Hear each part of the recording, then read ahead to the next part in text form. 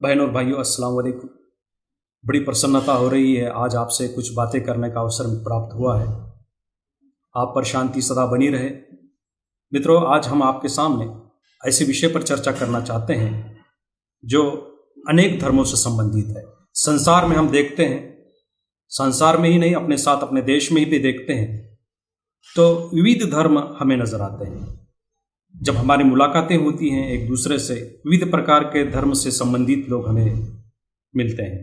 कोई हिंदू है, कोई मुस्लिम है, कोई सिख है, कोई ईसाई है, कोई और भी पंथ भी हैं, कबीर पंथ है, और भी नित नए प्रकार के धर्म पंथ हमें मिलते हैं। फिर इसी तरह से संसार में भी जितने देश हैं, उन देशों में अनेक प्रकार के धर्म हैं। तो सवाल ये होता है, सामने आता है कि इतने सारे धर्म इस संसार में कैसे बने? इंसान तो एक ही है। हर इंसान, चाहे वो किसी भी धर्म से संबंधित हो, उसकी प्राकृतिक दृष्टि से हम देखेंगे तो वो एक ही प्रकार का नजर आएगा। उसका रहना, पीना, खाना, ये तमाम बातें जितने भी हैं वो सब एक प्रकार की हैं, क्योंकि प्रकृति ने ऐसा बनाया उसको। न निसर्ग ने इस तरह से बनाया।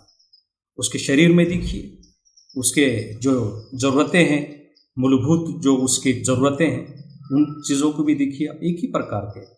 हाँ, वेशभूषा में फर्क हो सकता है, क्योंकि वो अपनी अपनी एक संस्कृति रखता है। तो सवाल यह है कि इतने सब विविधता क्यों है? तो बात ये सामने आती है, जब मानवीय इतिहास को हम जब देखते हैं तो हमें दो प्रकार के लोग सामने आते हैं।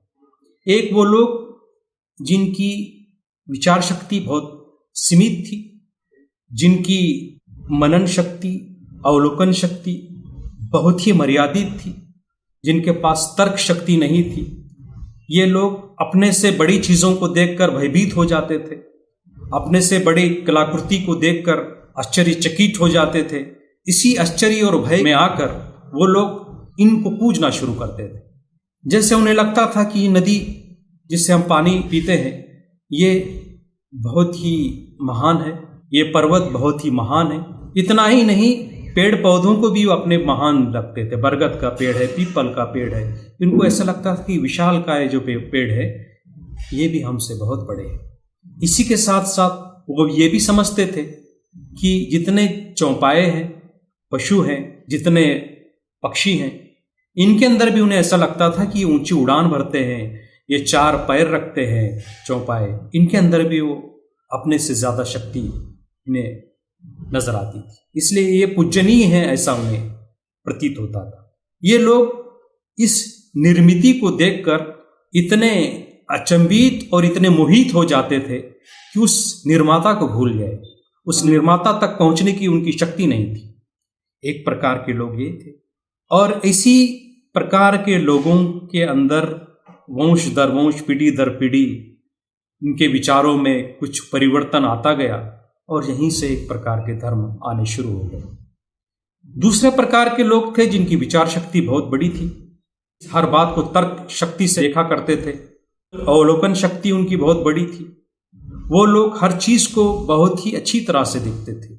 वो भूगोल में, खगोल में, अंतरिक्ष में चिंतन मनन करते थे। वो देखते थे कि नदियां तो समंदर में जाकर विलीन हो जाती है, ये पेड़ पौधे जमीन पर निर्भर हैं, चांद सूरज एक दूसरे के बाद आते जाते रहते हैं, तो ये सब तो निर्मिति है। वो कयास करते थे कि इन तमाम जो भी चीजें हैं, इनका एक कोई निर्माता है, एक परम शक्ति है जो ये सब चला रही है। ऐसे समय में इन्हीं लोगों में से निर्माता ने अपने पैगंबरों को भेजा, जिन्हें प्रेषित कहा जाता है, संदेष्टा कहा जाता है। उन लोगों ने इनके सामने अपने निर्माता का परिचय कराया, अपने दाता, पालनकर्ता, पालनहार का परिचय कराया।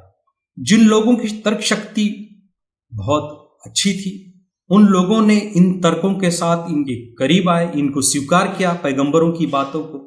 लेकिन पैगंबरों के जाने के बाद इन लोगों को ऐसा प्रतीत हुआ कि शायद ये जो पैगंबर हैं ये बहुत महान पुरुष थे, ये इतने महान थे कि इनके अंदर दैवी शक्तियां थी। अतः उनके पश्चात उन्होंने उन पैगंबरों का भी दैवीकरण कर दिया, और वहां से धर्म अनेक प्रकार के आए।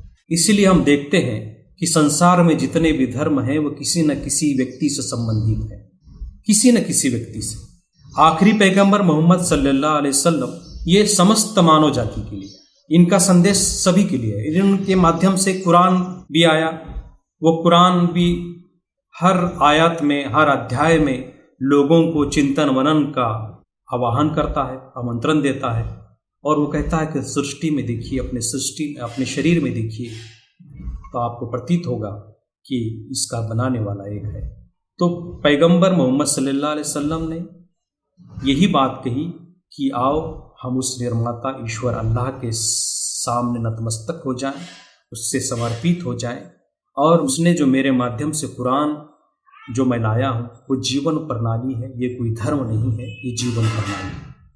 कुरान में और पैगंबर सल्लल्लाहु अलैहि वसल्लम की जीवनी में अध्यात्म और भौतिकवाद का एक अद्भुत मेल मिलाप है, जिसके ऊपर हमें चिंतन मनन करना चाहिए। मैं अपने मित्रों से कहना चाहता हूँ, अपने बहन भाइयों से कहना चाहता हूँ कि अवश्य पैगंबर सल्लल्लाहु अलैहि वसल्लम का चरित्र आप पढ़ें और कुरान को आप अवश्य पढ़ें, तो आपको वैज्ञानिक दृष्टि से भी आपको तथ्य मिलेंगे और आपकी बुद्धि को भी अपील करेगी ये बात। मुझे उम्मीद है कि इसके ऊपर आप चिंतन मनन करेंगे। बहुत बहुत शुक्रिया, धन्यवाद। आपके ऊपर सदा शांति बने रहे।